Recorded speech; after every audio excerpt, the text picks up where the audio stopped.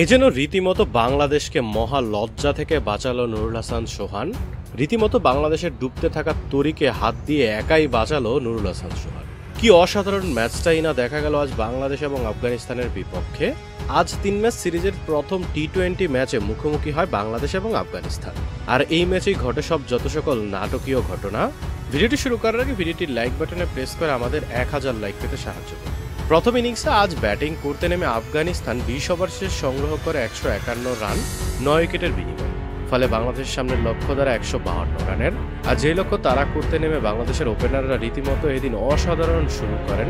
রীতিমতো record partnership করেন তানজিদ হাসান তামিম এবং পারভেজ হোসেন ইমন। দুইজনে মিলে 109 রানের পার্টনারশিপ গড়ে তোলেন। কিন্তু তারপরই যেন শুরু হয় বাংলাদেশের সেই চিরচেনা রূপ। একজনকে আউট হতে দেখলে সবাই একে একে আউট হয়ে সাথে করে ফিরতে থাকা। ওয়ান ডাউনে নামা সাইফ হাসান আউট হয়ে গেল 12তম ওভারের 2 নম্বর ডেলিভারি। তারপর একে একে অধিনায়ক জাকের আলী, শামীম হোসেন এবং তানজিম হাসান সাকিব রীতিমতো মাত্র 8 রান করতে গিয়ে বাংলাদেশ নিজেদের 5টি উইকেট হারিয়ে ফেলল। যেখানে 109 রানে 1 উইকেট, সেখানে 117 রানে 5 উইকেট পড়ে যায় বাংলাদেশ। এখানেই থেমে যায়নি বাংলাদেশ। তারপরে আরও 1 রান নিতে গিয়ে রীতিমতো আরও একটি উইকেট খোয়াতে হয় বাংলাদেশ। অর্থাৎ 9 রান নিতে গিয়েই নিজেদের 6টি উইকেট হারায় বাংলাদেশ।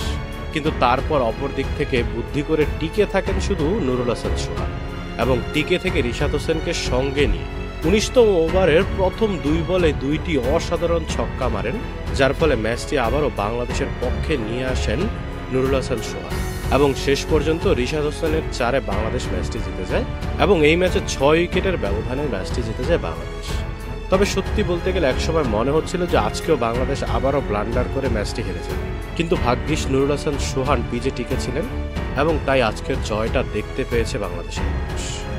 তো বন্ধুরা, এদের ব্যাটিং পারফরমেন্স নিয়ে আপনাদের কি মতামত সেটা অবশ্যই ভিডিও নিচে কমেন্ট বক্সে লিখে জানাতে ভুলবেন না এবং ভিডিওটি ভালো লাগলে অবশ্যই লাইক, শেয়ার এবং চ্যানেলটিকে সাবস্ক্রাইব করবেন এবং আমাদের পেজটিকে ফলো করবেন।